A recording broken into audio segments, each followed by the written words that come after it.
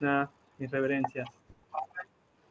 Reverencias, Chitrak Prabhu. Bhaktatito Prabhu, reverencias.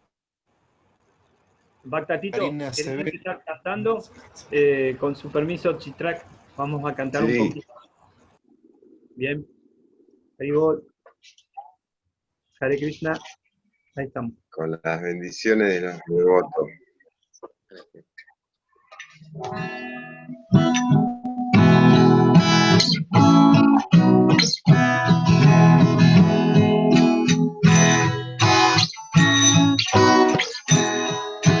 Govinda Jaya Jaya, Gopala Jaya Jaya.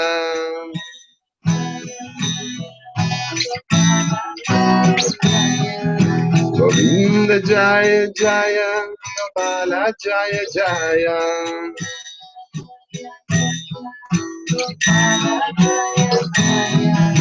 Radharamana Hari, Govinda Jaya Jaya.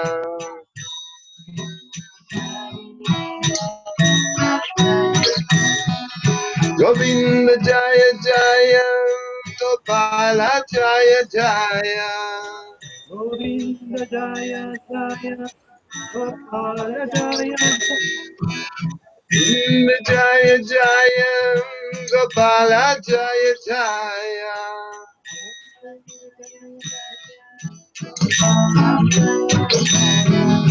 Radharamana Hari, Govinda Jaya Jaya.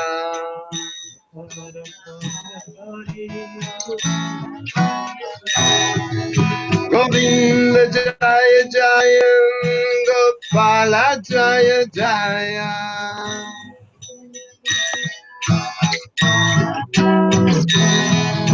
Govinda Jaya Jaya, Gopala Jaya Jaya. Govinda Jaya. Radharamana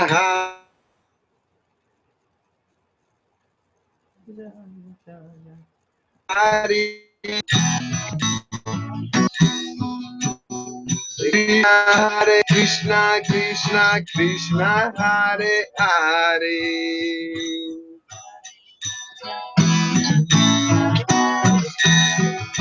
Hare Rama, Rama Rama, Hare Hare.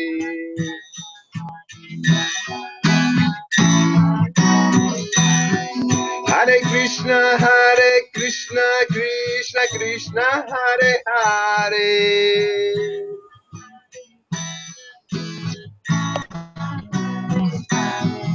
Hare Rama, Rama, Hare Hare.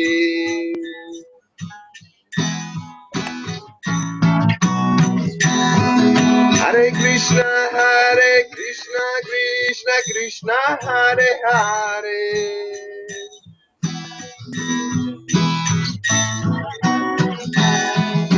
Rama, Rama, Hare Hare.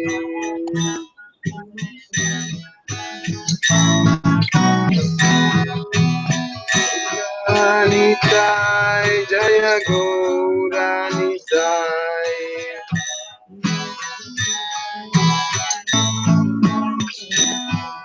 Jaya Gaura Nitai, Jaya Gaura Nitai.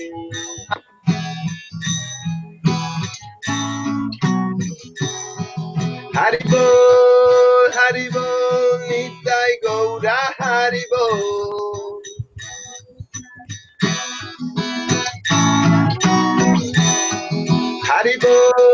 Haribol, Nitai Gaura Haribol.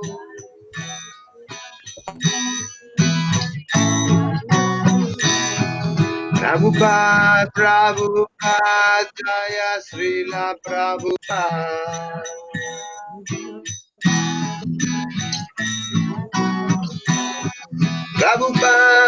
Prabhupada, Jaya Srila Prabhupada.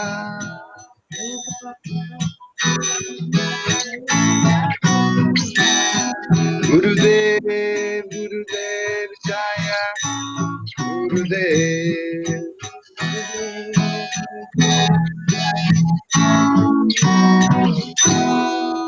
Nitai Goranga Haribo. Haribo. Bueno, soy de Nupal Das, del Yatra de Paraná, junto al Yatra de Mendoza tenemos esta plataforma Zoom. Hare Krishna. Entonces, en esta oportunidad tenemos al Prabhu Chitrak Das, perdón, dije mal, Chitrak Das, así. Y lo va a presentar Nanda Raj. Haribol. Bueno, Hare Krishna, bienvenidos a todos.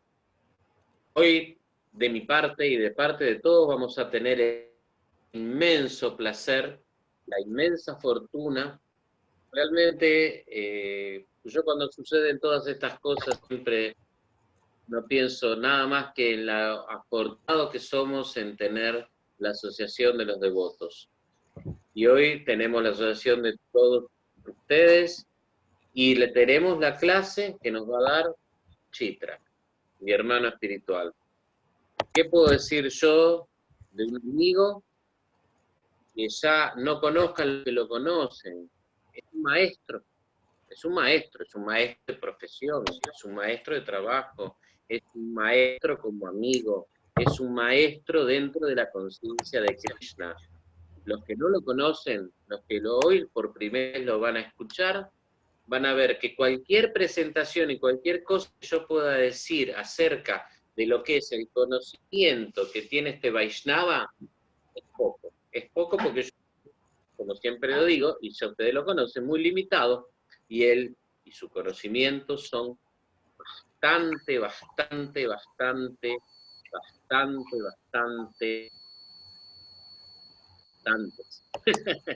suficientes. Es un sabio, realmente. Yo creo que él ha estado en la Millarania, él ha estado escuchando esto ya en algún momento. Ya. Esto no se aprende en una sola vida. Es como cuando uno va a hacer chapati y nunca hizo chapati y le sale redondito y dice, Prabhu, seguro que lo trae de otra vida.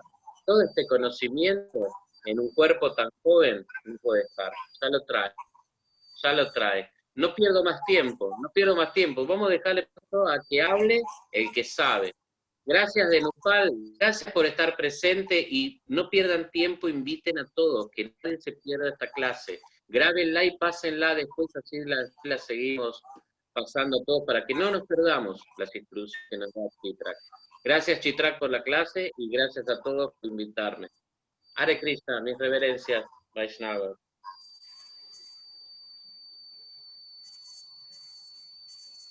Hare Krishna.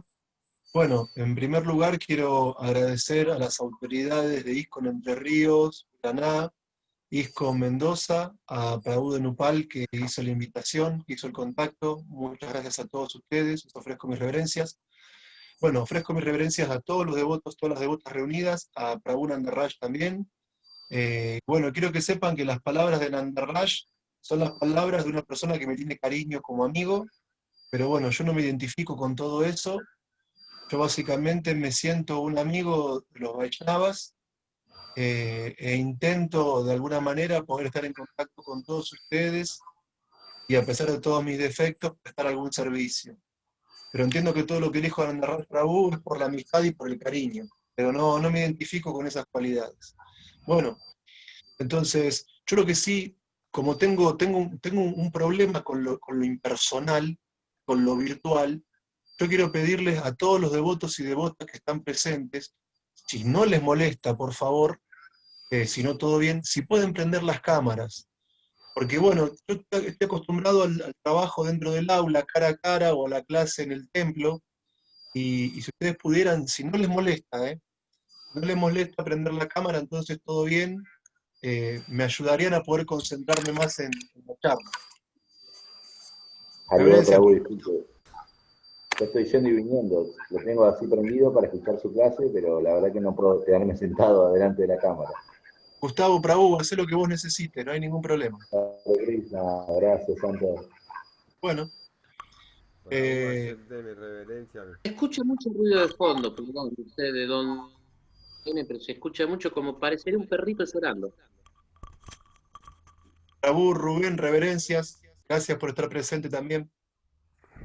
Le pido disculpas, Prabhu, que no puedo prender la cámara porque se me va la señal, pero me gustaría Ningún también. problema, ningún problema. Haribol. Disculpen que yo tengo ese problema de que tengo que hacerlo como más personal. Es mi problema, no es de ustedes. Bueno, si pueden, por favor, repitan. Om Namo Bhagavate Vasudevaya. Om Namo Bhagavate Vasudevaya. Om Namo Bhagavate Vasudevaya. Om Namo Bhagavate Vasudevaya. Om Namo Bhagavate Vasudevaya. Om Namo Bhagavate Vasudevaya. Bueno, vamos a leer el Bhagavad Gita tal como es, capítulo 3, texto 3. Una pregunta, ¿ustedes están recibiendo bien el audio? Sí. ¿Sí? Reverencias también para Burra Charram, gracias por ayudarme. Bueno, voy a repetir el sánscrito, leer la traducción, leer el significado. Y luego, con el permiso de ustedes, voy a elaborar un comentario. Sri Bhagavanu Vacha Lokesmin Dvividanishta Pura Prokta Mayanaga Jnana Yogena Sankyanam Karma Yogena Yoginam.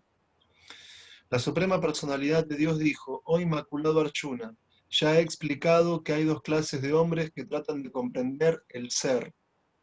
Algunos se inclinan a entenderlo mediante la comprensión filosófica empírica y otros se inclinan a entenderlo mediante el servicio devocional. Traducción y significado por su divina gracia A.C. Bhaktivedanta Swami Prabhupada.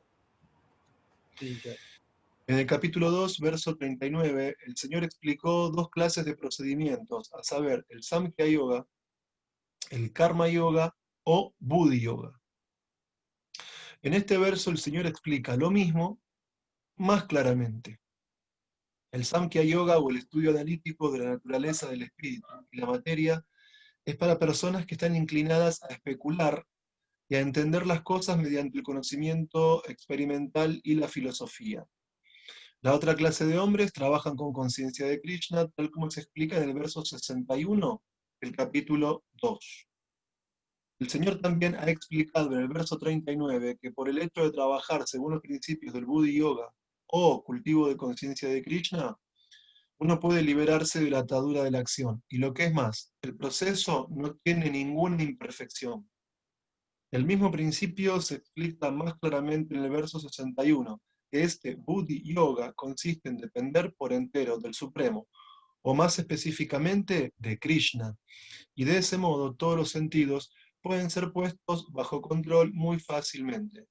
Por lo tanto, ambos yogas son interdependientes como la religión y la filosofía. La religión sin filosofía es sentimentalismo o a veces fanatismo, mientras que la filosofía sin religión es especulación mental. La meta última es Krishna, porque los filósofos también están buscando sinceramente la verdad absoluta, llegarán por último al plano de conciencia de Krishna. Esto también se afirma en el Bhagavad Gita. Todo el proceso consiste en entender la verdadera posición del ser en relación con el super ser. El proceso indirecto es la especulación filosófica mediante la cual gradualmente uno puede llegar al plano de conciencia de Krishna. Y el otro proceso consiste en relacionar todo con Krishna, con conciencia de Krishna. De estos dos, el sendero de conciencia de Krishna es mejor porque no depende de la purificación de los sentidos a través de un proceso filosófico. El proceso de conciencia de Krishna es de por sí el proceso purificador, y en virtud del método directo del servicio devocional, el proceso es sencillo y sublime simultáneamente. Shri Bhagavanu Vacha Lokesmin Dvividanishta Pura Proktamayanaga Jnana Yogena Samkhyanam Karma Yogena Yoginam. La Suprema Personalidad de Dios dijo: oh Inmaculado Arjuna, ya he explicado que hay dos clases de hombres que tratan de comprender el ser. Algunos se inclinan a entenderlo mediante la comprensión filosófica empírica, y otros se inclinan a entenderlo mediante el servicio devocional del Señor. Namah Vishnu Padaya Krishna Prestaya Bhutale Srimate Hanumat Prasak Swamin Iti Namine Jai Gurudev Jai Vancha Kalpataru Yascha Kripa Sindhu Vyaya Vacha Patitanam pavanebhyo vaishnavebhyo namo namaha. Cuando Prabhu Dhanupal se comunicó conmigo, él mismo me efectuó una sugerencia respecto del tema que quería que desarrollemos. Y en función de lo que Prabhu Dhanupal me dijo, bueno, busqué un texto en el Gita y voy a intentar hablar acerca de esto. Es muy interesante que en la traducción del mismo texto, Srila Prabhupada introduce una palabra o menciona una palabra que es el ser. Y esa palabra, el ser, es clave para el encuentro de la clase de hoy. Todos nosotros tenemos preguntas. Las personas más chicas tienen dudas de niños, los adultos tenemos dudas de gente grande, y cuando de alguna manera esas preguntas se responden a partir del sentido común, bueno, hablamos en ese caso de lo que se denomina un conocimiento vulgar. Pero cuando nuestras preguntas maduras, que pueden ser tanto de la niñez, de la adolescencia, como de la vida adulta, cuando esas preguntas profundas se responden de manera racional, cuando esas preguntas se responden de manera metódica, y cuando esas preguntas se responden de manera sistemática, entonces entramos en el terreno de lo que Srila Prabhupada denomina en muchos significados como filosofía. La filosofía es un intento de responder las preguntas más profundas del hombre, no apelando a un saber poco fundamentado, sino que la filosofía busca un saber lógico, un saber racional, metódico y sistemático. Y en la medida que la filosofía se plantea diferentes preguntas, surgen lo que se denominan diferentes ramas de la filosofía. La filosofía es una palabra de origen griego, que como todos ustedes saben significa amor a la sabiduría, y dentro de la cultura de la India tenemos también una palabra para referirnos a lo que los occidentales llaman filosofía, y es el término sánscrito darshan. Nosotros, como miembro de ISKCON, sabemos que la palabra darshan se utiliza cuando estamos frente al altar y podemos contemplar a las divinidades. La palabra darshan también se utiliza cuando un gurú da una entrevista a sus seguidores, pero técnicamente la palabra darshan, además de todos esos sentidos, en India significa filosofía, reflexión profunda, reflexión racional, metódica y sistemática. Y en la medida que uno se plantea preguntas importantes, va eso dando lugar a que, así como cuando uno estudia medicina y se recibe de médico clínico, sin embargo, cuando el médico clínico se especializa en niños, se vuelve un pediatra; cuando un médico se especializa en la vista, se vuelve un oftalmólogo. De la misma manera, la filosofía general, cuando se enfoca en responder preguntas específicas, da lugar a diferentes ramas de la filosofía.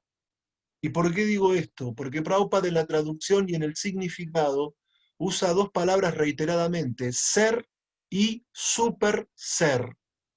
Entonces, hay una rama de la filosofía que estudia al ser, a este término que Srila Prabhupada utiliza reiteradamente en sus libros. Y esa rama de la filosofía es lo que los occidentales denominamos metafísica. La metafísica estudia el ser, la metafísica estudia la realidad, la metafísica estudia las causas profundas de todo. Pero el punto es que en Occidente este término ser es un término muy problemático, filosóficamente. Es un término muy polisémico, filosóficamente hablando. Es un término que tiene muchos sentidos. Y además de eso, es un sentido que ha sido tan discutido en la filosofía occidental que hasta se ha llegado a la eliminación de la idea de ser en un sentido ontológico, en el sentido de ser entendido como realidad, y sobre todo con las filosofías del siglo XIX que han caído en el plano del nihilismo en términos occidentales. Sin embargo, es muy interesante la lectura del Bhagavad Gita. Sin embargo, es muy interesante el análisis de las enseñanzas de Srila Prabhupada, porque a diferencia de Occidente, donde el ser se vuelve un concepto confuso, e incluso hay filósofos del siglo XX que sostienen que las grandes preguntas metafísicas de la filosofía occidental tienen que ver con un mal uso del lenguaje y por lo tanto buscan disolver los términos metafísicos, entre ellos el concepto de ser, tal como plantean algunos filósofos de la corriente analítica de la filosofía occidental. Por el contrario, en la filosofía de India, y específicamente en el Bhagavad Gita, tenemos un concepto claro y un concepto definido del ser.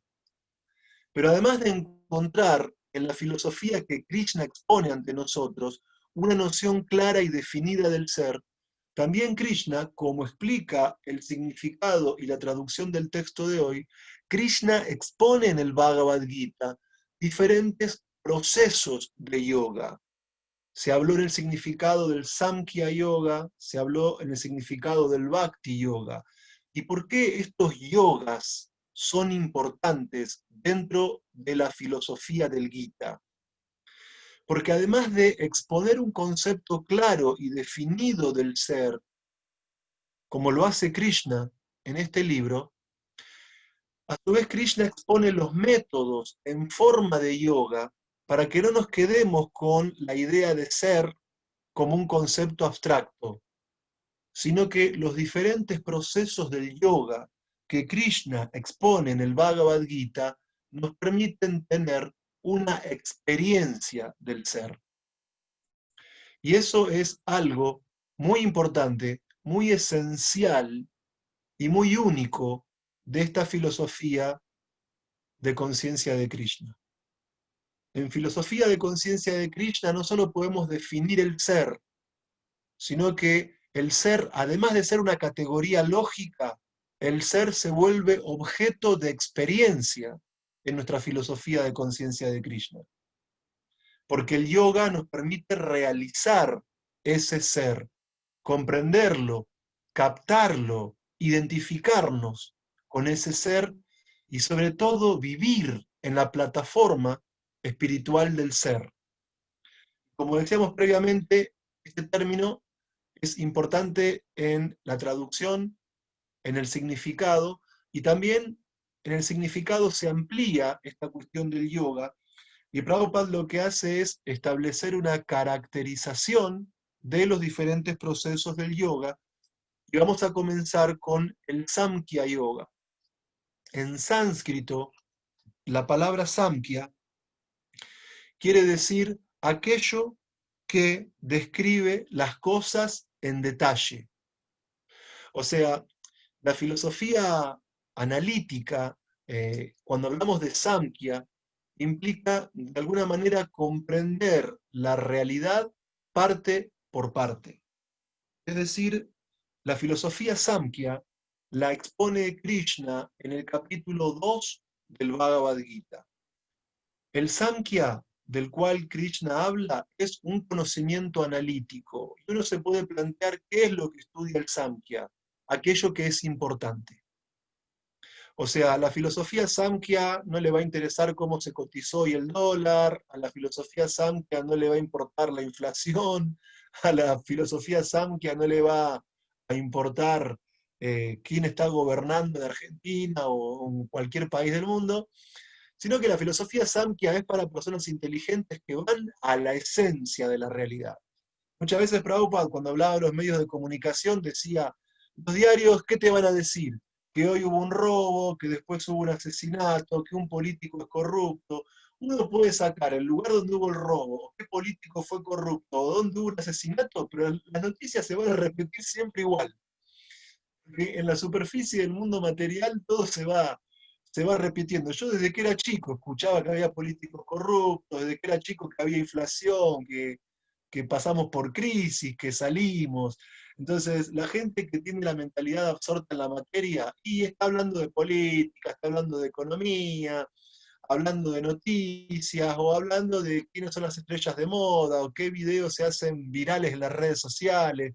Y todo bien con eso, está bien, si a alguien le interesa, no tengo nada en contra. Pero una mirada filosófica implica tener un análisis profundo, y no un análisis profundo del devenir, de lo que cambia, de lo impermanente, sino que la filosofía Samkhya que Krishna expone en el capítulo 2 del Gita va a lo esencial, a lo central, a lo importante, a lo permanente, es decir, al ser. Y este término ser, en el Bhagavad Gita, se aborda con varios conceptos sánscritos. Atma, Shivatma y también Adhyatma. El punto es que la filosofía Samkhya que Krishna expone en el capítulo 2 del Bhagavad Gita es el estudio analítico que nos permite diferenciar de manera clara y de manera lógica y de manera organizada la distinción que hay entre lo animado y lo inanimado, la distinción que hay entre la materia y el espíritu. Y como Srila Prabhupada explica en el significado de hoy, la filosofía Samkhya y la metodología analítica de conceptos metafísicos es un tipo de filosofía especialmente dedicada a los intelectuales.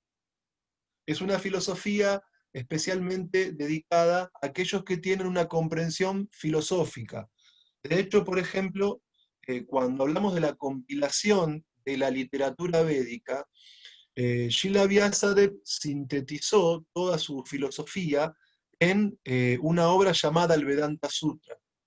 Pero como Prabhupada explica muchas veces, el Vedanta Sutra es un texto que le interesa principalmente a los filósofos, y mucha gente no tiene inclinación filosófica. Por eso, también el conocimiento védico fue compilado por Srila Vyasadeva en forma del Mahabharata. ¿Por qué? Porque en general la gente tiene más tendencia a escuchar relatos e historias de personajes, de cosas que ocurrieron, de batallas, de reinos, de sabios, de brahmanas, de guerreros. Es mucho más normal para la persona escuchar acerca de historias que sumergirse en el análisis filosófico, en los términos de lo que plantea la filosofía Samkhya. Entonces, Krishna expone ante Arjuna la filosofía Samkhya, y la base de esta filosofía Samkhya es que cuando el cuerpo muere, el alma existe, porque el cuerpo es materia y el alma es espiritual. El punto importante es que dentro del análisis básico del Samkhya que Krishna hace en el Bhagavad Gita, el alma no solamente es espiritual, sino que también el alma es individual. En el capítulo 2 del Bhagavad Gita, Krishna dice que nunca hubo un tiempo en que yo no he existido, ni tú, ni todos estos reyes, lo cual indica que el alma no fue en algún momento algo homogéneo que pueda ser separado, cortado, dividido, sino que en el pasado nosotros éramos seres individuales. En el presente somos seres individuales y obviamente si alcanzamos la liberación, también continuaremos manteniendo nuestra individualidad. Ahora, acá hay un punto importante. Srila Prabhupada también explica que esta filosofía Samkhya básica, en realidad Krishna la expone ante Arjuna para que partiendo del Samkhya, este guerrero, príncipe, amigo y discípulo de Krishna pueda llegar a la plataforma del Bhakti Yoga.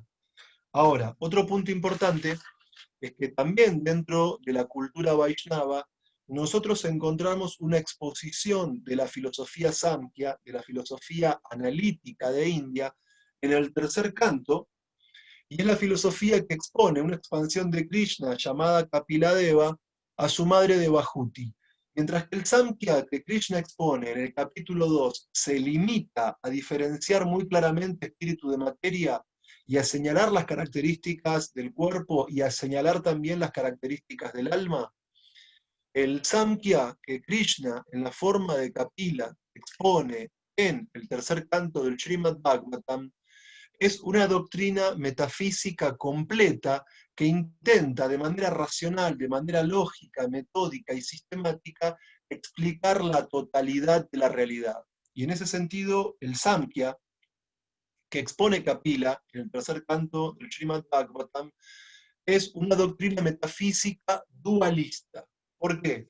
Porque toda la realidad que nosotros podemos percibir en este mundo, incluso la realidad que no podemos percibir dentro de este mundo, es en realidad el desarrollo, es el despliegue de un principio metafísico llamado Prakriti, que está compuesta por diferentes tattvas, es decir, principios, realidades o verdades, que se ve activada por un principio activo, también metafísico y eterno, denominado Purusha, que hace referencia a ese capítulo del Bhagavad Gita en el que Krishna dice que él le lanza una mirada a la naturaleza material y la impregna con entidades vivientes, y por eso él es el padre de todos los seres vivos.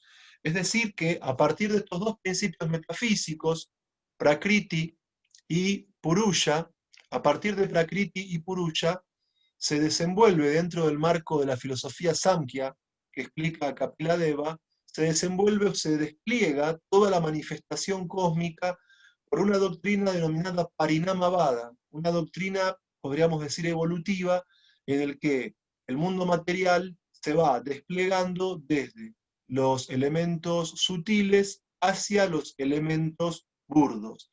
Ahí se habla de pradana, de prakriti, de gunas, y de todos los elementos burdos, sutiles, los sentidos de la acción, los sentidos del conocimiento, etc. Y también otra categoría importante es el ser, el alma, dentro de esta filosofía Samkhya. Es decir, este punto es muy importante. Prabhupada, Krishna mismo también hablan del ser en el significado en la traducción, mientras que la filosofía occidental se queda en teorizar sobre el ser y casi llega a un callejón sin salida en el siglo XX con la problemática del ser. En el Bhagavad Gita hay un concepto claro del ser, y en el Bhagavad Gita Krishna expone procesos de yoga para que no nos quedemos únicamente especulando sobre el ser, sino también para que podamos identificarnos con el ser y vivir en el plano del ser y sobre todo perfeccionar ese ser. Y los métodos que Krishna expone para perfeccionar el ser son los procesos yógicos. Bien, en primer lugar hablamos de el Samkhya Yoga, al cual se hace alusión en la traducción y en el significado.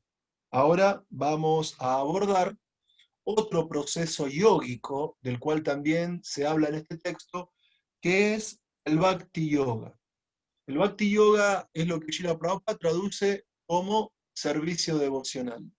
Esa expresión es muy conocida dentro de ISKCON.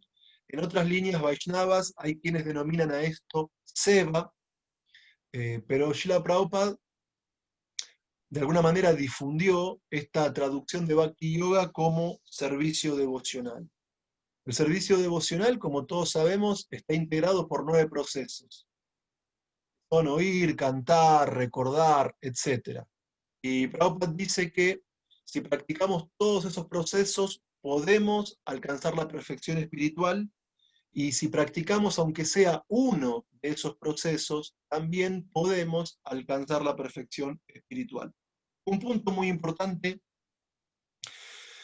es que a veces en la vida espiritual la práctica del Bhakti Yoga y de los procesos que componen el Bhakti Yoga puede volverse una práctica mecánica, puede volverse una práctica ritual. Y básicamente Prabhupada solía decir que el proceso de conciencia de Krishna no es un proceso estereotipado, es decir, no es un proceso formal, un proceso ritual o un proceso vacío, sino que lo importante del Bhakti Yoga es llevar a cabo estos procesos del servicio devocional, pero con la conciencia adecuada. De hecho, en el capítulo 7 del Bhagavad Gita, en el primer shloka, dice que mediante la práctica del yoga, con la mente apegada a mí y con conciencia de Krishna, uno puede volver al Supremo. Es decir, que es importante el oír, el cantar, el recordar y todos los demás procesos, pero siempre internamente tiene que prevalecer la conciencia adecuada, es decir, la conciencia que me permite entender que no soy el cuerpo, soy un alma espiritual, la conciencia que me permite comprender que Krishna no es una persona común, sino que Krishna es el Brahman supremo, la suprema personalidad de Dios, el origen de los mundos materiales y espirituales, y que como ser individual uno tiene que revivir su relación eterna de amor con Krishna. Entonces, esa conciencia en la cual entiendo quién soy, quién es Krishna y qué relación une al ser individual con el ser supremo, es la conciencia correcta para oír, cantar, recordar, ofrecer reverencias, ofrecer oraciones y todo lo demás. Ese punto es muy importante. Entonces, la idea central del Bhakti Yoga, el estado de conciencia ideal del Bhakti Yoga, es que uno busca satisfacer los sentidos de Krishna. Y este punto es muy importante. Srila Prabhupada daba muchas analogías en relación con esto, en el sentido que cuando la parte se conecta con el todo, entonces alcanza su máxima perfección. Uno en la práctica del Bhakti Yoga no tiene que pensar que si yo me ocupo en el servicio a Krishna, el que disfruta es nada más que Krishna. Porque por experiencia nosotros sabemos que cuando ponemos en práctica el Yuga Dharma de esta era, que es el canto del santo nombre, Hare Krishna, Krishna Krishna, Hare Hare, Hare Rama, Rama Rama, Hare Hare, no solo estamos intentando complacer al Señor Krishna en su forma devocional, como Chaitanya Mahaprabhu, sino que también uno mismo, al intentar complacer a Krishna mediante el canto de su santo nombre, uno mismo experimenta felicidad espiritual. Entonces, este punto es central. Cuando uno está practicando conciencia de Krishna adecuadamente, uno es feliz. Ahí hay un test de la vida espiritual. Es decir, si uno tiene la conciencia adecuada al momento de oír acerca de Krishna, de cantar, de recordar y de servir a los Vaishnavas y todo lo demás, si la conciencia es la correcta, tanto la persona que uno sirve es feliz, sea Krishna o los devotos, y uno mismo también está feliz. Uno mismo también está satisfecho. Porque al ser parte de Krishna, si Krishna está complacido, uno también lo está. Ese punto es muy, muy importante. Ahora, como dijimos, en filosofía hay muchas preguntas y en la medida que intentamos responderlas surgen diferentes ramas de la filosofía. Cuando nos preguntamos sobre la realidad y su fundamento, aparece la metafísica. El punto es que, como habíamos dicho, la filosofía occidental se queda en una teorización respecto del ser o incluso llega a eliminar ese concepto por considerarlo una incorrecta utilización del lenguaje. Pero como Krishna dice en el capítulo 9 del Bhagavad Gita, el servicio devocional, este tipo de yoga del que estamos hablando, es el rey del conocimiento, es Raja Vidya. ¿Y por qué el Bhakti Yoga es el rey del conocimiento? Porque cada uno de ustedes como practicantes de Bhakti Yoga no solamente tienen clara la diferencia entre el cuerpo y el alma porque leyeron el capítulo 2 del Bhagavad Gita, sino que cada uno de ustedes como practicantes de Bhakti Yoga tienen, al practicar servicio devocional, una experiencia directa del ser.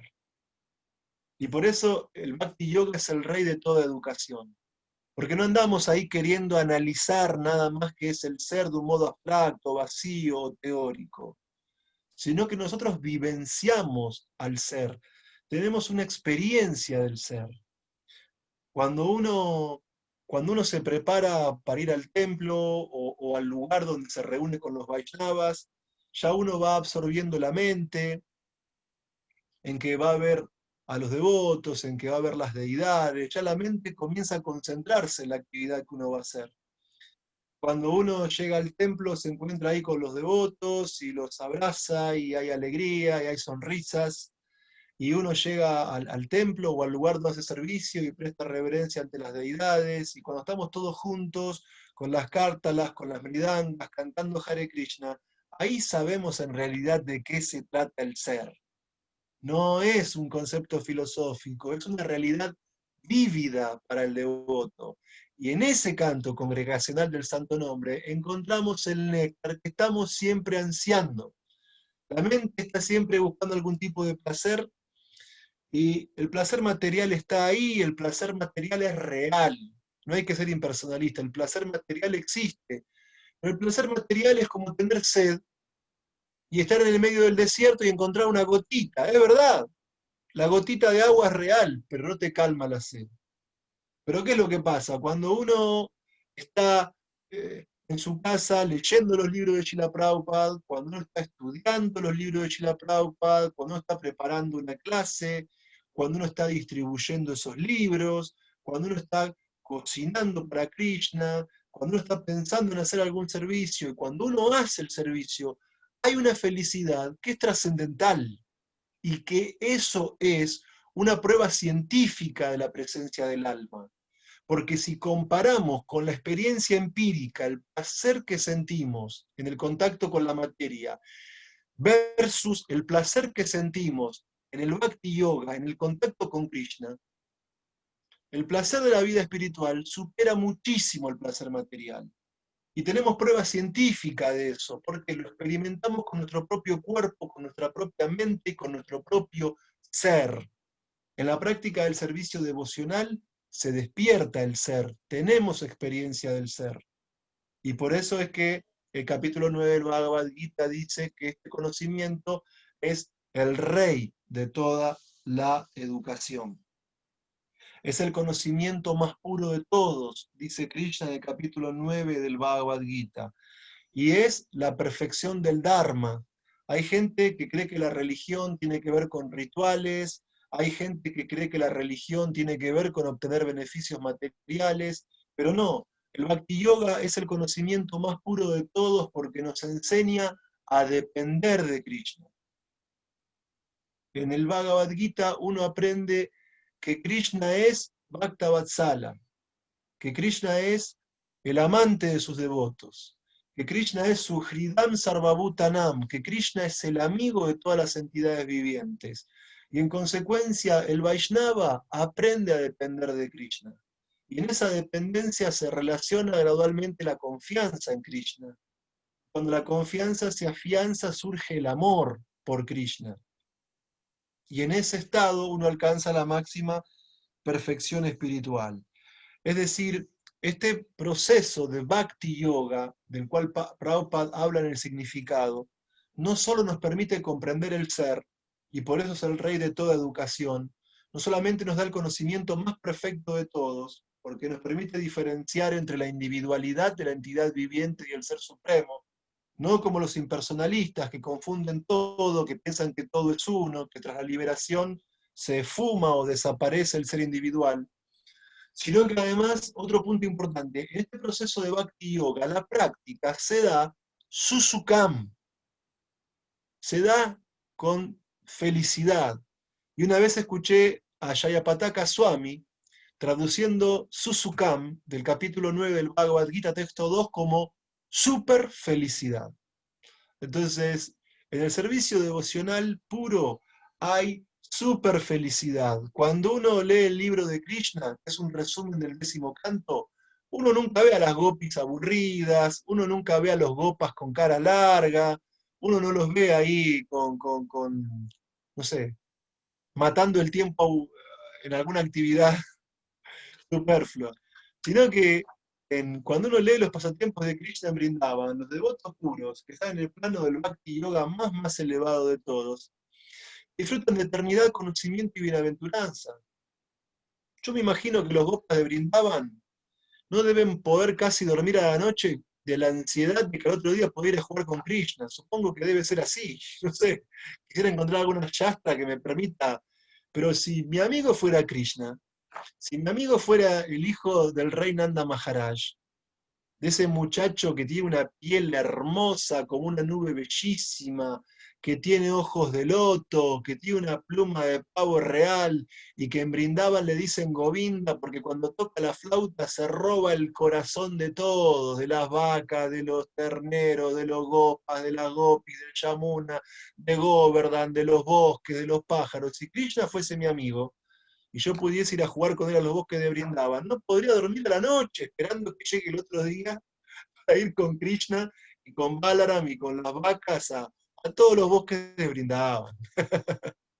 Y el punto es que en Brindavan, cuando los gopas sirven a Krishna, no es que Krishna disfruta y el que lo sirve sufre, sino que uno puede ver que en Brindavan el devoto que hace feliz a Krishna también es feliz, también se sumerge en ese plano de la bienaventuranza, también alcanza esa perfección de la bienaventuranza eterna a la que por naturaleza tenemos derecho como seres espirituales.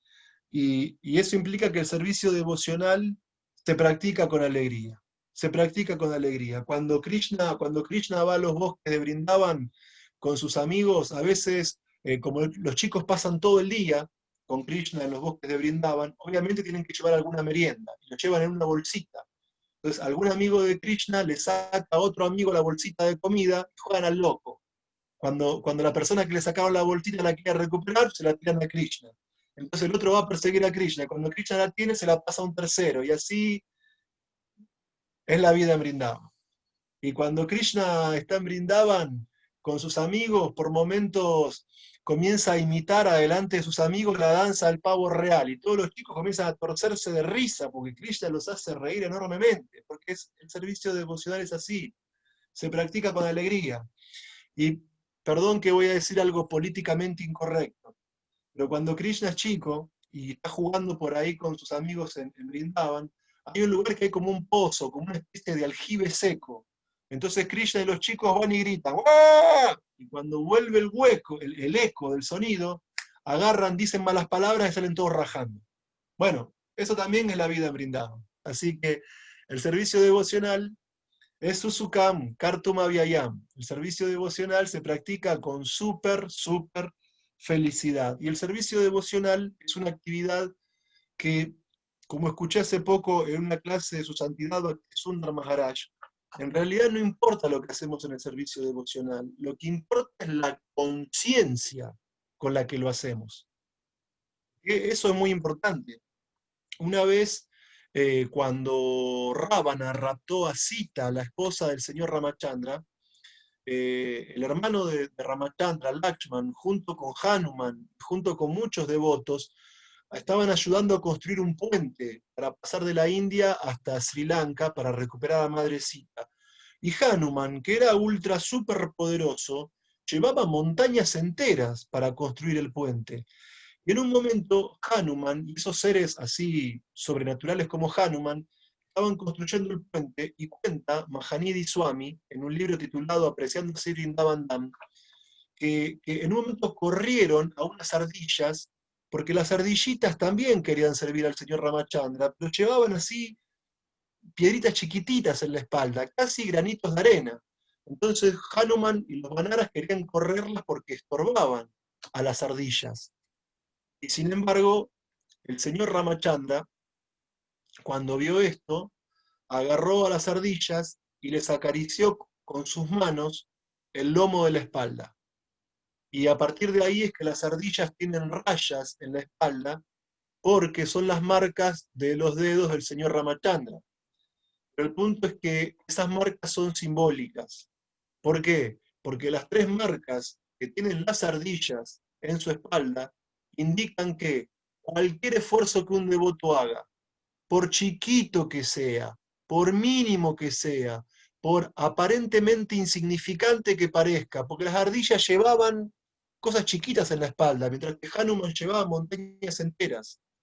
Pero las líneas de las ardillas de las espaldas de las ardillas, las líneas de las espaldas de las ardillas dicen que cualquier esfuerzo que el devoto haga, por mínimo, por pequeño que parezca, si ese esfuerzo se hace siguiendo la instrucción de Guru, Yadu y Shastra, son las tres líneas que tienen las ardillas en su espalda, ese esfuerzo es considerado, por mínimo que sea, como por el Señor Supremo, más grande de todos.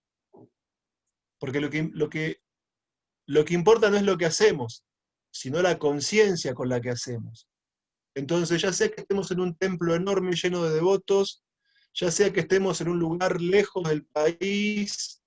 Yo fui una persona que conocía la conciencia de Krishna en el interior, en un pueblo chiquito, y éramos 5 o 6 personas nomás, tal vez con suerte 15, y para nosotros era como una bendición de Dios cuando venía un brahmachari, un sankirtanero, parecía como si hubiera venido Prabhupada, le hacemos una fiesta enorme porque en el interior es así.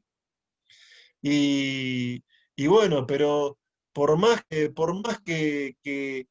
uno esté en un templo gigante o en una comunidad chiquita o solo en su casa, si cualquier esfuerzo que uno haga para Krishna lo hace siguiendo al Guru, Yadu y Shastra, entonces Krishna acepta eso como el servicio más grande de todos.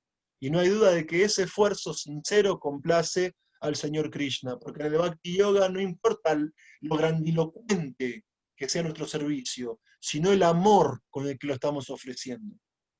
Para el señor Ramachandra era tan importante las montañas que cargaba Hanuman para construir el puente como las piedras chiquitas que llevaban las ardillas, porque el punto era el amor con el que eso se ofrecía. Entonces, el servicio devocional, como dijimos previamente, lo que Prabhupada traduce del sánscrito Bhakti Yoga, es una actividad que está integrada por 9 procesos, se practica con conciencia de Krishna, busca complacer los sentidos de Krishna, consiste en depender de Krishna, es el rey de la educación, es el conocimiento más puro de todos, es la perfección del Dharma, brinda una percepción directa del ser, se practica con alegría, nos libera del samsara y es un proceso en el cual se ocupa el cuerpo, la mente y las palabras. En el Srimad Bhagavatam tenemos el ejemplo específico del rey Maharaj Ambarish. Maharaj Ambarish ocupaba la mente en pensar en Krishna, ocupaba las piernas en ir al templo de Krishna, ocupaba la cabeza en postrarse en el templo ante la deidad de Krishna, utilizaba los ojos en ver la deidad, utilizaba los oídos en escuchar las glorias del Señor, utilizaba la lengua en predicar las glorias del Señor, utilizaba sus manos y sus brazos en abrazar a los devotos del Señor y ocupaba sus deseos en satisfacer los deseos del Señor. Entonces, en el significado y en la traducción del día de hoy, Prabhupada hablaba del ser, Prabhupada hablaba del yoga, la filosofía occidental estudia el ser, pero se queda en el plano teórico. La filosofía de conciencia de Krishna nos da diferentes procesos de yoga para comprender al ser. Las personas que tienen un espíritu piadoso practican Bhakti Yoga, las personas que tienen un espíritu más analítico practican el Samkhya Yoga, pero el Samkhya Yoga y el Bhakti Yoga no son dos procesos separados. Como dijimos previamente en el capítulo 2 del Gita, Krishna expone Samkhya Yoga ante Arjuna para llevarlo al plano del Bhakti Yoga.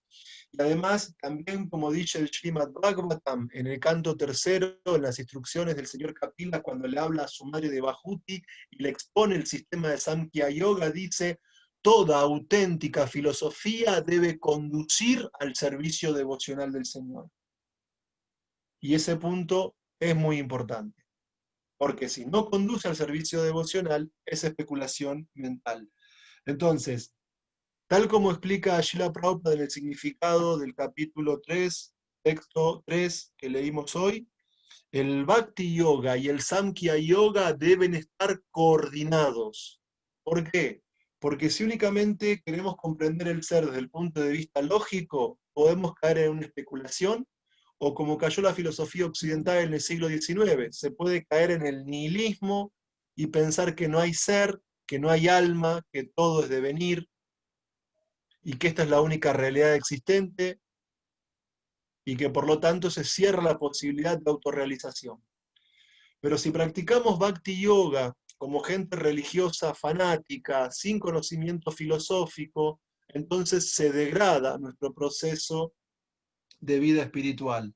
El Bhakti Yoga y el Samkhya Yoga tienen que trabajar de manera conjunta. Por eso la conciencia de Krishna es el equilibrio perfecto entre conocimiento y devoción. La filosofía occidental ha intentado a través de la metafísica comprender el ser, pero el significado que le dan los occidentales es ambiguo y es bastante problemático. La filosofía de conciencia de Krishna plantea un método para percibir el ser, para vivir en la plataforma del ser y para perfeccionarlo. En ese sentido, la filosofía de conciencia de Krishna nos da una percepción directa del ser, y esto es fundamental.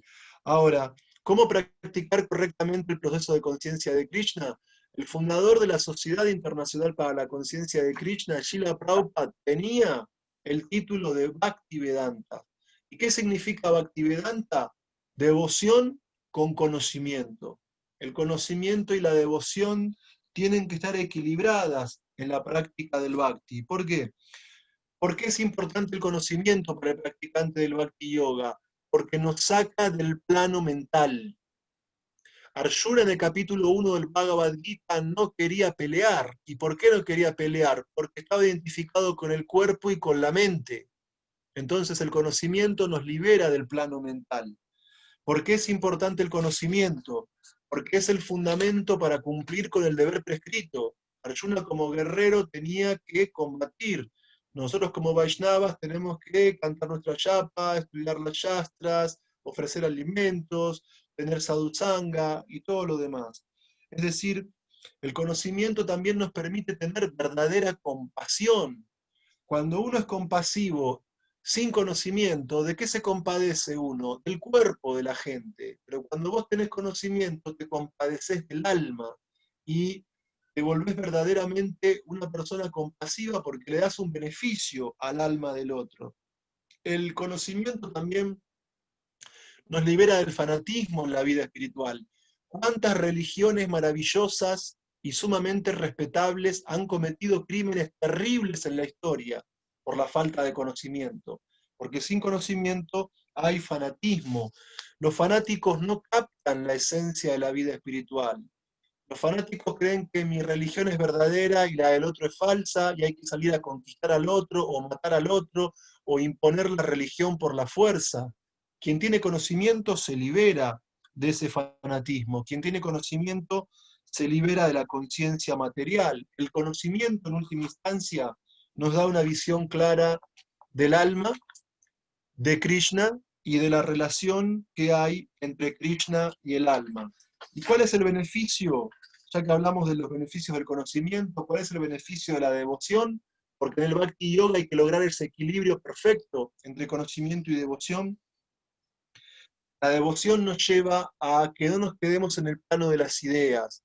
La devoción nos da el impulso en la voluntad para activamente servir a Krishna. Es difícil avanzar en la vida espiritual si uno es ocioso, si uno se queda sin hacer nada. La devoción nos impulsa a escuchar acerca de Krishna, a cantar, a recordar, etc. Es decir, la devoción nos mueve a llevar a cabo actividades prácticas para Krishna. Y como Krishna dice en el Bhagavad Gita, capítulo 5, texto 29, aquel que lo sirve con devoción es el yogi más elevado de todos. Si uno sirve a Krishna con devoción, él, como dice en el capítulo 10 del Bhagavad Gita, nos da el conocimiento para poder volver a él. Y además de eso, cuando uno sirve a Krishna con conocimiento y devoción, Krishna dice que si uno lo sirve con amor e inteligencia, él salva a su devoto prontamente del océano, del nacimiento y la muerte. Esto es todo. Hare Krishna, todas las glorias a Srila Prabhupada, todas las glorias a los devotos reunidos. Bueno, acá en el chat, bueno, Hare Krishna.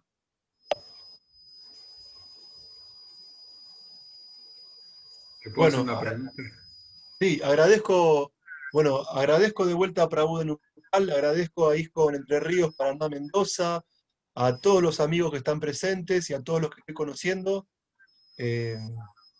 Gracias por ocuparme en Bhakti Yoga a pesar de todos mis defectos. Sí, ¿Le puedo hacer una pregunta, Prabhu? sí, Prabhu Mi Rubén. nombre es Janmastami Das, discípulo de Yamasta Hridayanda. Janmastami. Midas, acepte mis reverencias, Prabhu. Gracias, igualmente. ¿Cuál es el síntoma que se experimenta y que nos demos cuenta que se está despertando el amor por Krishna? El deseo espontáneo de servicio. Cuando se está despertando el amor por Krishna, uno no puede vivir sin Krishna ni por un momento. Ese es un síntoma de que se está despertando amor. Otro síntoma de que se está despertando amor por Krishna es que uno valora e intenta servir a aquellos que sabemos que están complaciendo a Krishna. Entonces, cuando el amor por Krishna se despierta, acá hay un test. Primero, yo no lo conocía personalmente, pero usted es un devoto muy famoso, Janmastami Prabhu, es un devoto muy antiguo del movimiento. Así que ahora sé quién es. Bueno, en realidad usted me está dando la posibilidad de ocuparme el servicio porque usted ya sabe la respuesta. Pero yo creo que uno se despierta el amor por Krishna en sentido práctico cuando no perdés el tiempo en pavadas.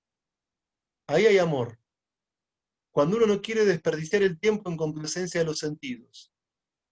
Cuando uno está viendo, a ver, uno empieza a organizar todo el día sistemáticamente en, bueno, en este momento canto, en este momento leo, en este momento predico, en este momento me asocio, en este momento... Cuando uno quiere encajar la mayor cantidad de las horas al día en contacto con Krishna, creo que ahí está habiendo amor, me parece. Es mi punto de vista. Pero quiero aclarar esto. Yo quiero que sepan que mi metodología es esta. Cuando un devoto hace una pregunta, yo doy mi perspectiva, pero dejo el espacio abierto para que también todos los demás puedan responder. Entonces creo que un síntoma de amor por Krishna es el apego. Es el no poder vivir sin Krishna ni un momento. El no querer desperdiciar un tiempo en pavadas, en que querés conectar cada momento de tu vida con Krishna, que todo tenga que ver con el servicio devocional y con el deseo de Krishna. Sobre todo, yo discúlpeme si estoy equivocado, pero creo que un síntoma de amor por Krishna es que querés que todos se enamoren de Krishna. O sea, en el mundo material el amor es egoísta. Si esta persona es mi objeto de amor, es para mí sola, y me pongo celoso si cualquiera quiere acercarse. Pero creo que un síntoma de amor por Krishna es querer que los demás también aprendan a amar a Krishna, que ese amigo del alma, del corazón, en el que uno siempre piensa, que deje de ser un concepto religioso o filosófico vacío, para que descubran que hay una personalidad, que tiene sentimientos, que tiene ideas y que con él van a ser todos felices. Queremos llevar a todos con Krishna, creo que es un síntoma de amor también ese, creo. Pero yo lo que quiero hacer es retrucar la pregunta, que pueden responder ustedes también, si les parece bien. Bueno, usted dijo también que cuando hay amor se desarrolla la confianza, ¿no? O tiene que haber la confianza para que exista el amor. Sí, sí. Sí, sobre ese punto, para mí mucho tiempo en mi vida espiritual, Krishna fue un concepto, nada más. Pero por eso los practicantes de vida espiritual, justamente hoy di una clase para ISKCON Buenos Aires a las 5:30 y hablé del prefacio y de la introducción del Krishna, la fuente de placer. Y porque justo estamos en el capítulo 3 del Bhagavad Gita 3:37, cuando Krishna habla de que la lujuria se transforma en ira, la ira en ilusión, y ahí uno queda condicionado en la existencia material. Y Prabhupada, al principio del libro de Krishna, divide a las almas en tres tipos: almas liberadas, almas que están en camino de liberarse, y almas condicionadas o también materialistas. Entonces, el punto es que para mí mucho tiempo Krishna fue un concepto filosófico en mi vida espiritual, y a veces cuando uno está en camino de liberación en la vida espiritual, aunque sabemos los Gaudiya Vaishnavas que la liberación no es tan importante, sino que hay algo más elevado más allá de la liberación, en nuestro Siddhanta Vaishnava, que es el Krishna Prema, el amor por Krishna, como lo manifestó Chaitanya Mahaprabhu en su Sikshastaka, que ni siquiera quería ser liberado por Krishna, por el ciclo de nacimiento y la muerte, quería ser sirviente nacimiento tras nacimiento. Pero el punto es que para mí Krishna siempre fue un concepto filosófico mucho tiempo, y el punto es que me tocó en la vida atravesar situaciones muy, pero muy difíciles, Y ahí aprendí que Krishna no es un concepto, sino un amigo. Y que los que estamos en mi caso, ¿no? Que no soy un devoto puro y que no soy un materialista puro, sino que estoy ahí, que soy un materialista que quiere avanzar en la vida espiritual, no tenemos que tenerle miedo a las dificultades de la vida, porque en las dificultades de la vida una persona aprende a confiar en Krishna. O sea, en las dificultades de la vida es cuando, y les quiero, permítanme que les revele un poco mi corazón, pero yo no veo a Krishna en su forma eterna, pero sí en mi vida espiritual puedo percibir los arreglos de Krishna. Puedo percibir la presencia de Krishna sin verlo, porque no tengo los ojos purificados con el ungüento del amor. Pero sí es como si, por ejemplo, acá tengo una cortina. Es como que no se ve la mano, pero uno puede percibir que alguien la está moviendo. Entonces, ante las dificultades de la vida, si uno está medianamente atento, uno percibe el arreglo de Krishna para el avance espiritual. Y eso genera confianza. Y esa confianza genera amor y ese amor te lleva gradualmente a la entrega.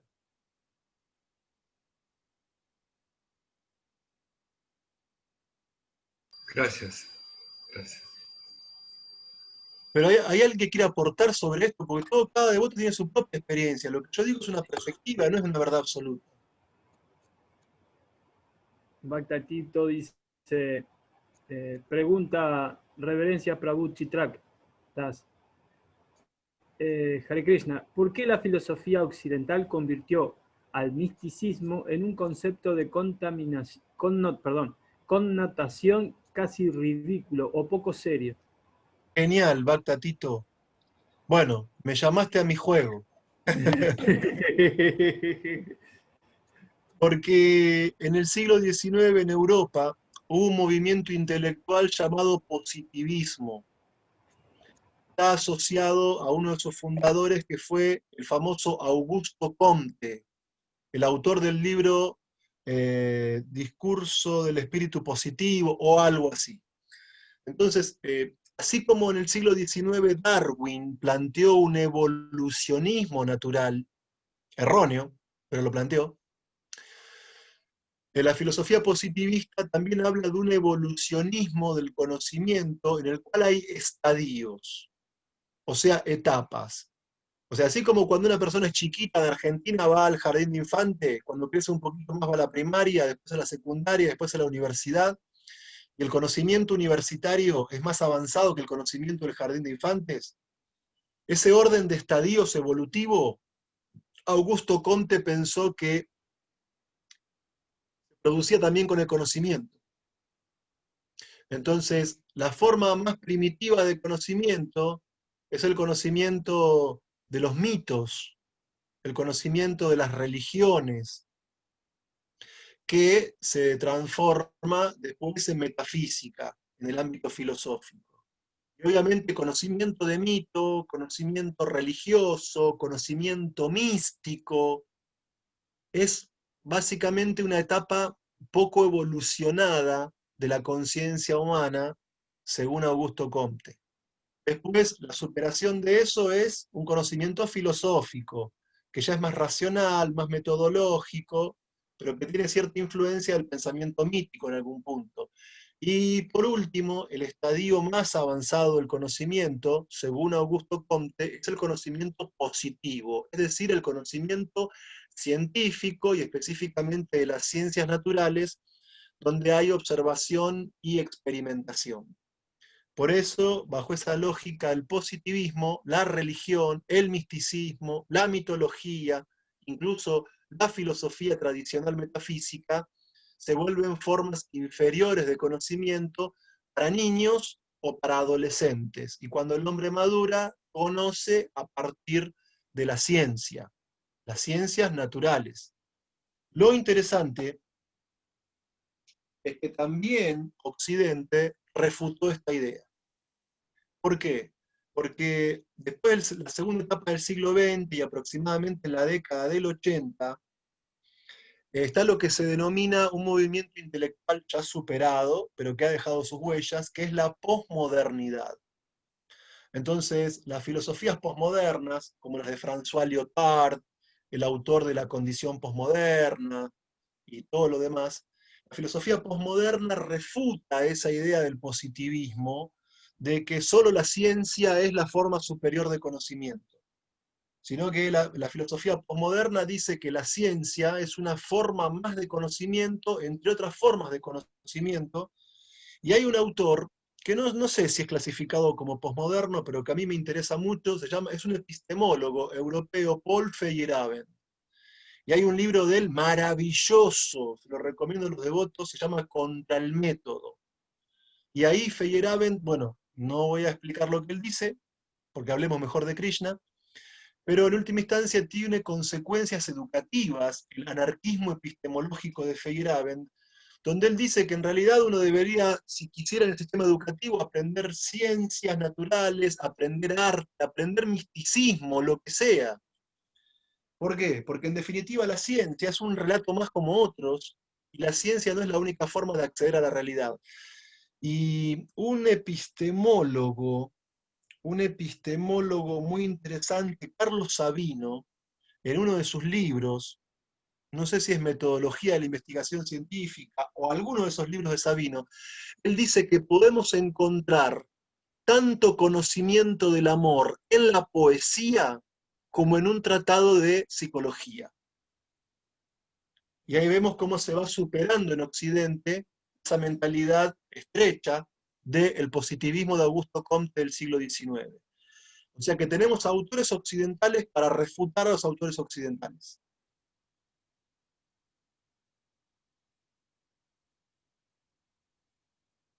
Rajaran levantó la mano. ¿Quiere hablar Rajaran? ¿Puede? ¿Tiene buen micrófono? ¿O se la leo yo a la pregunta? Pero primero quiero saber si Prabhu Tito quedó satisfecho con la respuesta. Sí, sí. Tito Prabhu, ¿estás por ahí? Sí, sí. Krishna, muy buena Ahí está. respuesta, Chitrak, sí. Te No quería se hacer escucha bien. un comentario más Sí. sobre ahora con la revalorización del misticismo con el New Age a partir de las últimas décadas.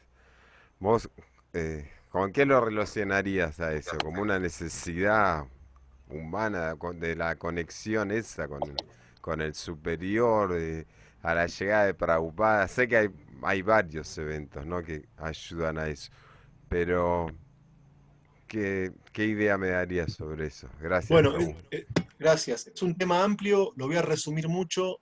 El siglo XX le permitió al hombre occidental un desarrollo científico y tecnológico impensado, y el siglo XX le ha dado a las clases medias y a las clases altas, sobre todo esas clases, la posibilidad de confort material. Mi abuela era de Córdoba. Mi abuela se crió en el campo y ella me contaba que de madrugada tenía que ayudar al papá a separar los terneros de la vaca para que no se tomen toda la leche.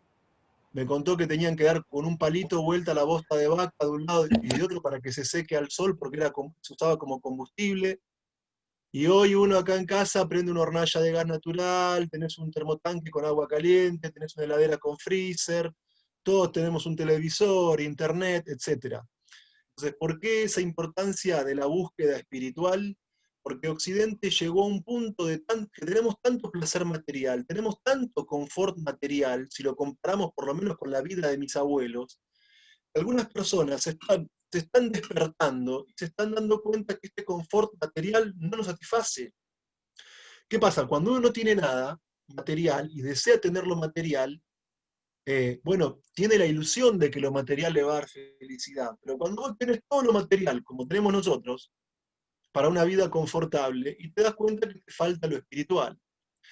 Algunas personas, Prabhupada dice, si no son piadosas, buscan la felicidad en alguna ideología política. Y Prabhupada da nombre y apellido de esa ideología, pero yo no la voy a dar para no ofender a nadie que tenga esa ideología. Dice, si no sos piadoso, adoptás tal ideología política para buscar la felicidad. Pero si sos piadoso, te dedicás a la religión. Entonces yo creo que hay un auge en algunos sectores de la sociedad de búsqueda espiritual, porque hay gente que se está dando cuenta que el placer material y el confort material no nos puede satisfacer el ser. El problema es cuando esa gente cae en personas desautorizadas. Ahí está el problema. Prabhupada decía que los gurús falsos no ponen reglas y regulaciones. Los gurús falsos hacen barato el proceso espiritual porque así ganan clientes. En cambio, un gurú estricto que plantea sadhana, reglas y regulaciones, no va a tener tantos seguidores.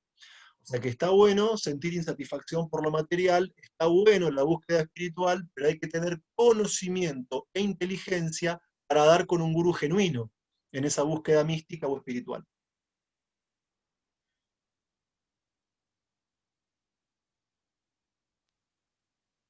Muy buena tu respuesta, Sí. me dejas reconforme.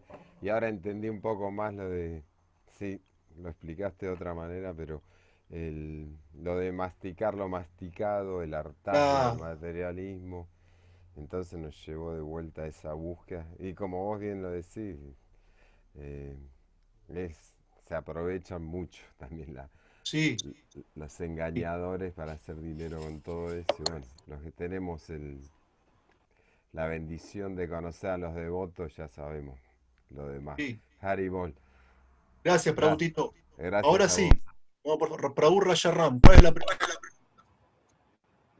Dice, la leo. Dice, la metafísica se escucha que ellos... Ay, perdón. Ah, espera, ya la leo bien, perdón. La metafísica se escucha que ellos dicen, yo soy Dios, tú eres Dios, todos somos Dios. Así es el impersonalismo. Eso es lo que... Sí, En la sí, metafísica se escucha eso. sí. Bueno, ese es el problema de practicar vida espiritual sin apoyo en la sucesión discipular. Eh, bueno, a mí me gusta mucho escuchar clases de los gurús de ISKCON a la mañana, y estaba escuchando una clase de su santidad, que creo que va a dar la clase, si no me equivoco, este domingo en ISKCON Buenos Aires, su santidad Bhaktisundar Goswami Maharaj. Y Bhaktisundar Goswami Maharaj, en una clase de Bhagavatam, que estaba escuchando justo hoy a la mañana, Maharaj decía que él, antes de conocer a Prabhupada, él ya había leído Upanishads y muchos textos védicos. Maharaj había leído eso antes de ser miembro de ISKCON. Y sin embargo, él no había llegado a la conclusión del servicio devocional, porque él explicaba que la mayor parte de los comentaristas y todo eso de los libros de la cultura védica, según lo que él decía, son impersonalistas. Entonces, el problema está que lo importante no es solamente leer, sino saber ser selectivo en lo que uno lee.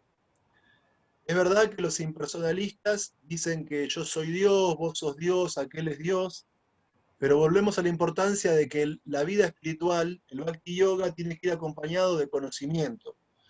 A lo largo del Bhagavad Gita, y específicamente en el capítulo 2 y en varios capítulos más, Prabhupada refuta el impersonalismo, tanto en el capítulo 2 como en el capítulo 4, como en el capítulo 6.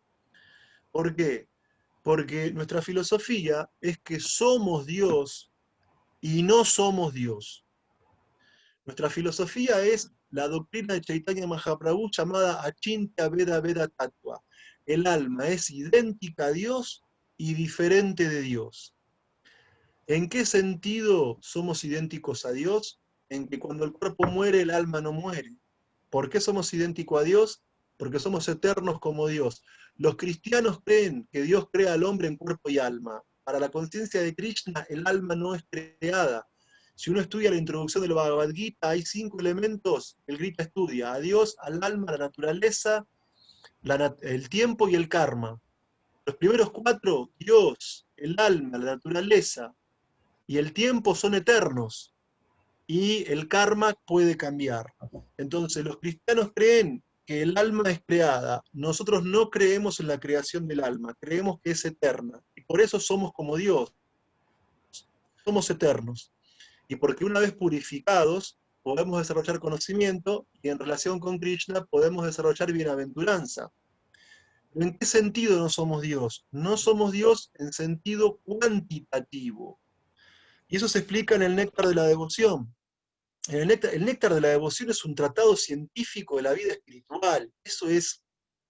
Mi maestro espiritual, su santidad Hanuma Prasad Swami, explica que Rupa Goswami compuso el Bhakti Rasamrita Sindhu siguiendo la moda intelectual analítica que estaba en vigencia en aquel momento en India, donde había mucha lógica, mucha retórica, mucha filosofía, mucho debate. Y analíticamente Krishna posee cualidades ilimitadas, pero de las ilimitadas cualidades de Krishna hay 64 que son las principales. Y analíticamente el Néctar de la Devoción te dice qué cualidades de Krishna tiene Vishnu, qué cualidades de Krishna tiene Shiva, y qué cualidades de Krishna puede tener el alma individual en su estado de perfección, que es el nivel de Brahma. Entonces, aunque cualitativamente somos uno con Krishna, porque somos eternos, tenemos conocimiento y bienaventuranza una vez que nos libramos, cuantitativamente, nosotros como almas individuales podemos llegar a cultivar un 78% de las cualidades de Krishna. Un 78%. Shiva, un 80 y tanto. Y Vishnu, un 80 y tanto. Un 90 y tanto, perdón. Ni siquiera Vishnu tiene todas las cualidades de Krishna. Entonces, el punto es que no somos Dios, porque no tenemos todas las cualidades de Krishna. Pero el ejemplo más básico que da Prabhupada y que más me convence a mí, es que si yo fuera Dios, no estaría en un cuerpo material que nace y muere.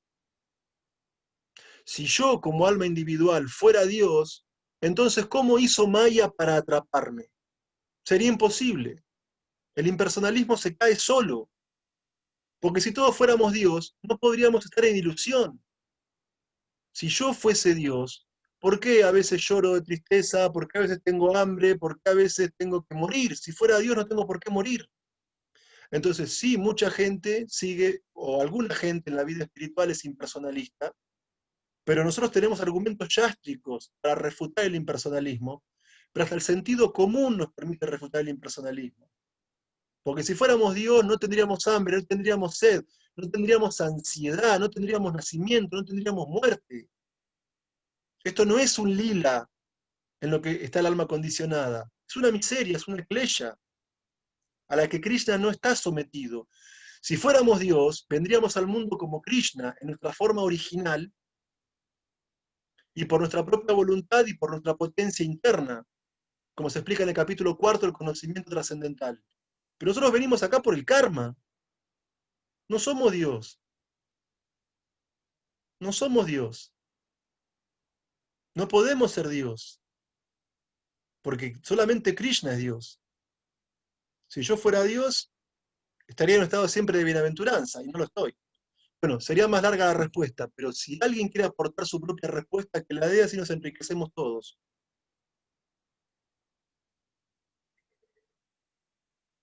Nanda Raj levantó la mano. Sí.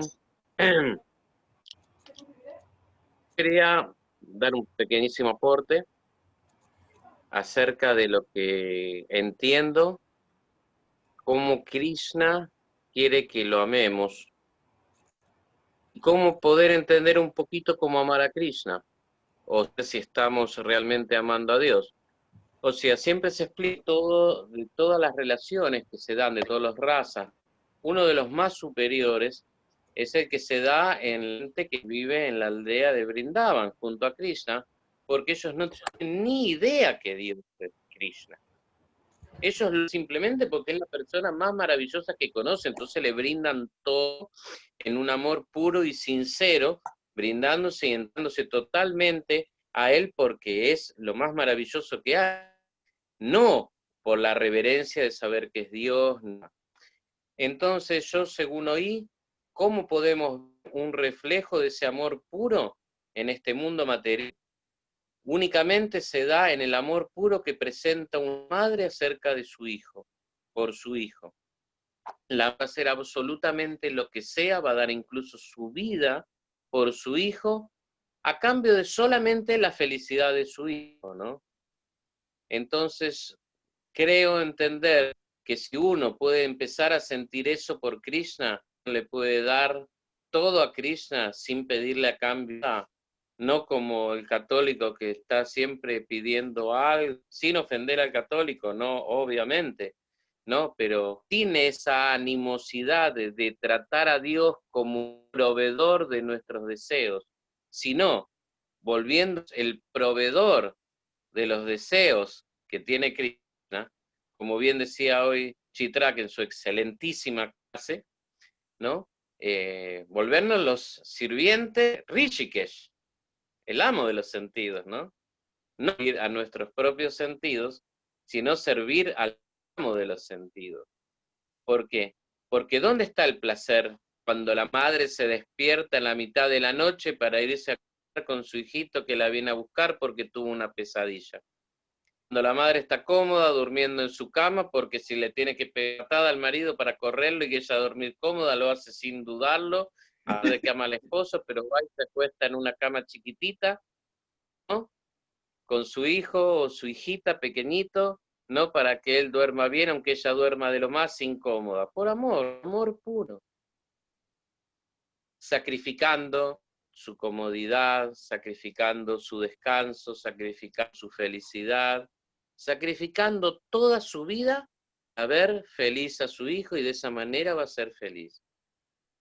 Creo que cuando empezamos a entender que no hay sacrificio que valga la pena para ver feliz a la Suprema Personalidad de Dios, yo creo que en ese momento estamos empezando a amar un poco a Krishna. Por eso me veo tan lejos.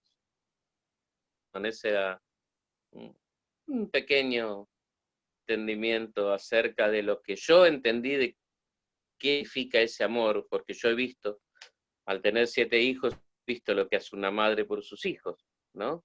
Y eso es amor, eso es amor puro.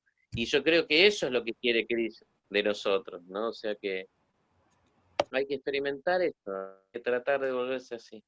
Gracias a todos por el Sadhusanga y por la clase.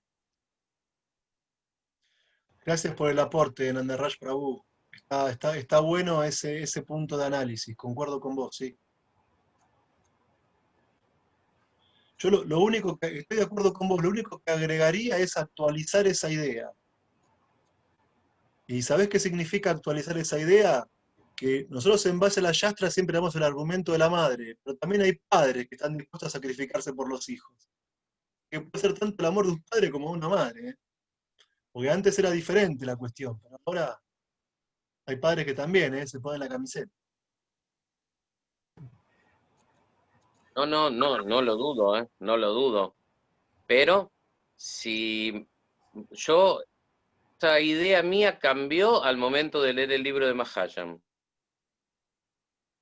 Porque realmente tengo razón, porque mi hijo, yo lo veo robando o haciendo algo por más que sea mi hijo, lo llevo de las pestañas a la policía.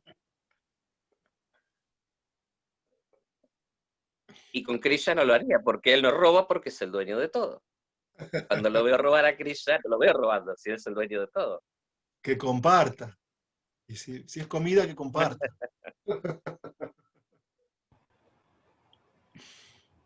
Bueno. Gracias, Prabhu, estuvo genial. Muy bueno. No, es irónico, pero también es cierto, ¿no? Mahayana en su libro, la madre actúa con el corazón puro de una madre y nunca va a haber un defecto en su hijo por más que lo sea a todos, porque eso es un amor incondicional, un amor incondicional. Incluso uno lo ve, muchas mujeres que incluso que tienen esposos que incluso le pegan y todo y ellas lo siguen amando, ¿no? Porque realmente tienen un amor, porque también ven el lado positivo, que por ahí el lado negativo es superior al lado positivo. Ellas solo ven el lado positivo y eso es porque ven con el corazón, no pueden por ahí juzgar y usar esa inteligencia, ese sentido común, esa,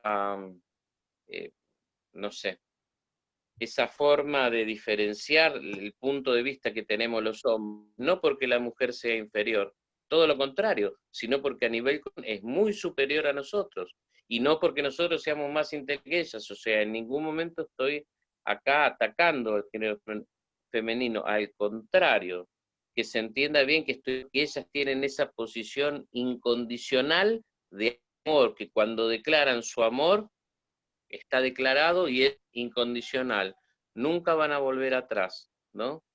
Y lo hacen, obviamente, sobre todo con nuestros hijos, con los hijos, y uno como padre, al menos en mi posición, yo tengo un amor también incondicional con mis hijos, incondicional mientras que no rompamos las reglas, porque si estamos infringiendo las leyes, el fuego es el fuego, va a quemar al bebé, va a quemar a la criatura inocente en el bosque, porque es la cualidad del fuego,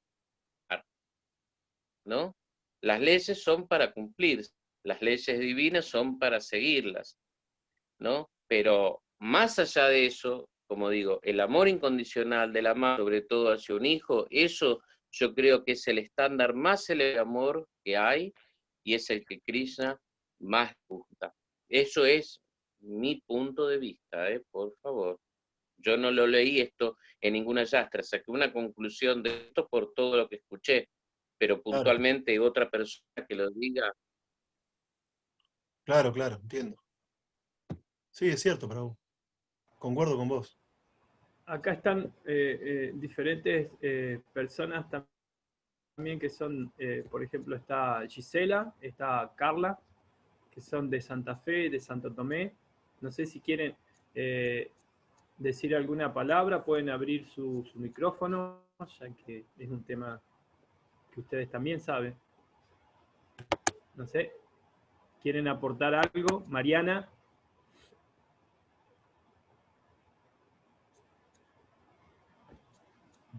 Bueno.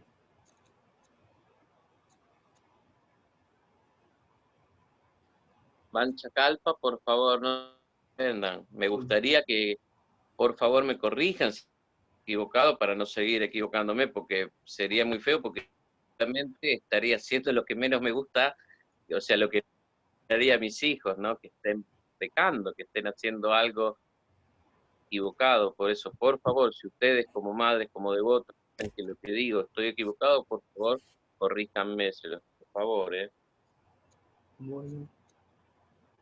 Haribol, sin miedo, chicas. Mariana.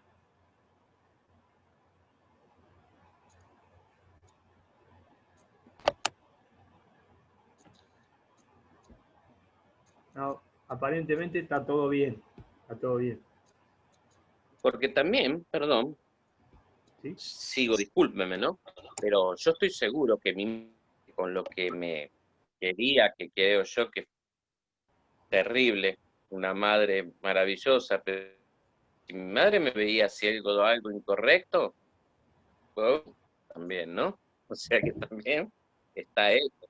O sea, dar mi amor por mí, pero tampoco me iba a dejar que pisara el palito, ¿no?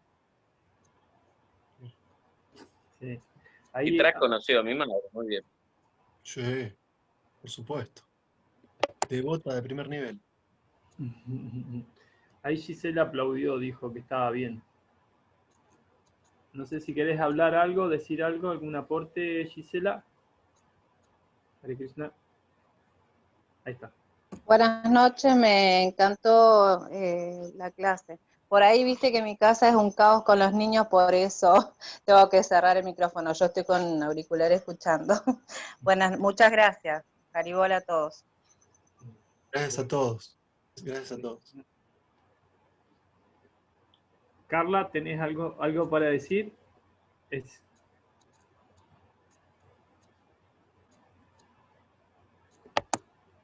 Bueno. Es la primera vez que Carla nos acompaña acá. Carla vive en Santa Fe. Trabajadora social, ¿no? En las villas. Tiene proyectos y un montón de cosas. Tiene mucha experiencia con muchas cosas. Y nos ha acompañado en los programas que hacemos nosotros. Así que es la primera vez que nos acompaña, así que seguro que un poco tímida está. Y bueno, vamos a ir cerrando el concepto. Me gustó absolutamente todo, anoté un montón de cosas. Me gustó la comparación de los síntomas, ¿no? De cuál es el síntoma que se experimenta por Krishna. Creo que es así, ¿no? Nosotros no somos devotos puros, pero a veces tenemos unas gotitas de ese néctar, ¿no? Cuando uno hace servicio y lo hace sin esperar ningún resultado, Krishna siempre va abriendo todas esas cortinas y va abriendo el camino para poderlo realizar, ¿no? Y uno se siente contento, realmente se siente contento. Es una alegría que no es una alegría común, o como un partido de River Boca, o si ganó uno, si ganó el otro, uno se siente contento, el otro amargado, no. Es algo diferente, porque no es algo material. Cuando se hace un programa uno puede experimentar, cuando está con los devotos, cuando se ríe con los devotos, cuando baila con los devotos, cuando canta con los devotos. Fue muy buena la pregunta que hizo Janmastami, debido a que tiene mucha experiencia y a la vez muy sencillo para ir apuntando su visión, ¿no? Después me gustó esa parte de los autores de discurso positivismo, ya que el discurso positivismo está tomado en la actualidad como algo que es lo más novedoso y científico, y sobre todo en las leyes nuestras, en la parte de nuestra Constitución, está tomado como que el positivismo es algo muy bueno, y por eso saca de lado a la parte religiosa y lo toma como algo que no conforma el ethos. Lo saca como que vos no tenés que ir a imponerle a nadie nada. O sea, coarta la acción que uno puede tener como un hombre libre de poder elegir una religión. O sea, vos podés ser religioso, pero no podés hacer que otro sea religioso. Creo que esa tendencia de la nueva política va a ese punto de este positivismo. Y bueno, y en el Sankirtan uno lo que trata de hacer es, por amor a Krishna y por haberse sentido beneficiado, tratar de beneficiar. Y muchas veces cuando se tocan con personas que tienen esta idea del positivismo, lo toman como que somos muy, muy loquitos o, o que no sabemos pensar, porque ellos siguen a Augusto Conte, ¿no? Ese quería ser mi pequeño aporte. He tenido profesores que se burlaban de esa forma, como que se ponían en la posición de que la libertad es sentirte libre y el Estado te va a dar todo. Pero en realidad, como vos dijiste, nuestra conciencia en Krishna es tan poderosa como la describe Srila Prabhupada, que nos saca todas esas telarañas que hay y nos posicionan en una plataforma totalmente diferente de estar hablando de una política nihilista o de esto, del otro, sino nos centra en el ser. Y cuando uno dice el ser, está hablando de las preguntas que uno hace: ¿quién soy? ¿Qué estoy haciendo acá en este mundo? ¿Por qué a veces estoy triste? ¿Por qué estoy alegre? ¿Por qué me conmueven situaciones que están fuera de mi alcance? ¿Cómo puedo realmente ayudar a personas, pero estoy imposibilitado materialmente? ¿Qué tengo que hacer para mejorar? Son un montón de preguntas las mismas preguntas tenía Arjuna.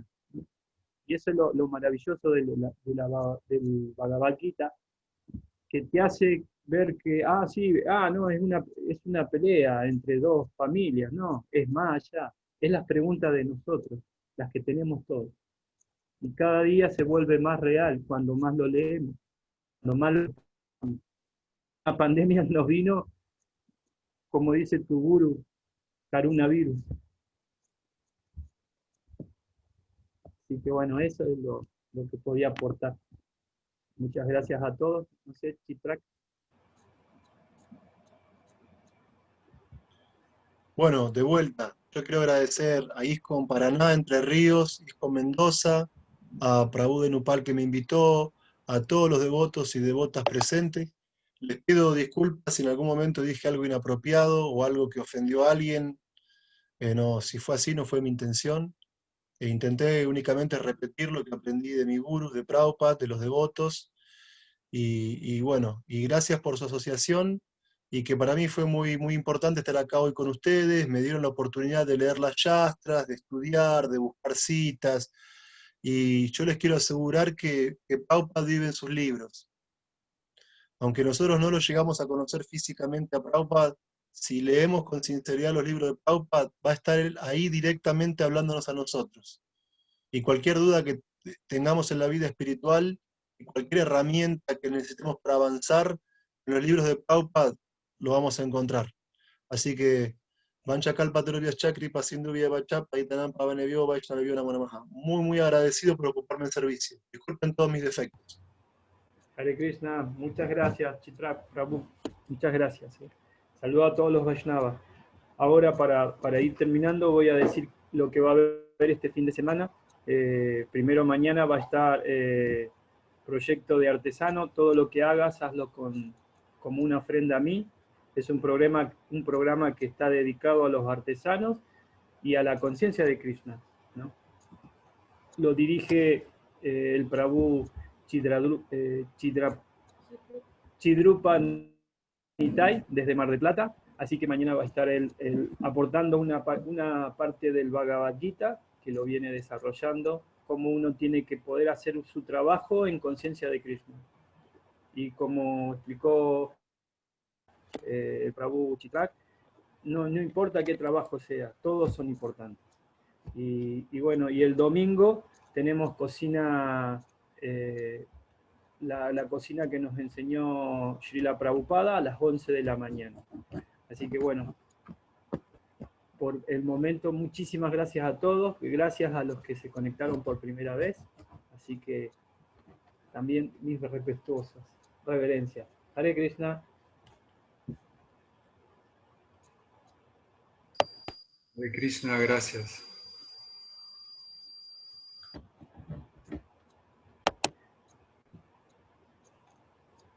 Rajaram, brillante respuesta, Prabhu, muchas gracias de Nupal y a todos los devotos por el Sadhusanga. Rajaram. Martín, filosofía, bueno, reverencia a todos, eso ya le dijimos. Bueno,